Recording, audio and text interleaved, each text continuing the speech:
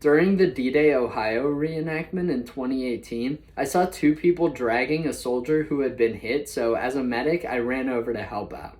I went to grab the guy's suspenders to help drag him away, and as I looked at him, I noticed that his face was covered in blood.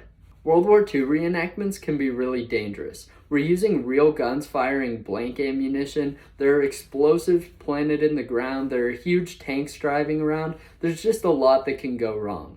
I actually have some pictures of this unfolding. It's kind of hard to see the blood on the guy's face, but you can see the shock on my face when I look down at this guy and see that he's covered in blood. When I saw that this guy had been cut across the face, I got ready to wave my hands over my head, which is the emergency signal to stop the battle. Thankfully, before I did that, I took a second to look at the people who were dragging this guy, and they were being totally nonchalant.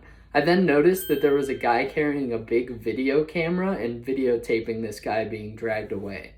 Once we got this guy behind cover, it became clear that him and the other guys dragging him had covered his face in fake blood in an attempt to make it look better for this video they were filming. I've never been able to find the video he was taking, so if you happen to come across that, make sure to DM it to me on Instagram. Now, sometimes reenactors will use bandages with fake blood stains on them, so if you hold them on yourself, it'll look like they're soaking up blood. This is generally frowned upon because a lot of veterans come to watch the reenactments, and even though they know they're going to see people play dead and pretend to get hit, actually seeing blood sometimes can be too much for them, and it really isn't necessary to the battle at all.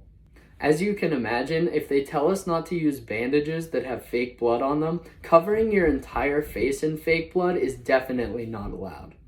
Now, I never ended up saying anything to this guy. I didn't want to ruin their video. I just kind of walked away and did my own thing, but it was definitely shocking in the moment. Keep your eyes out for another reenactment story on my page tomorrow.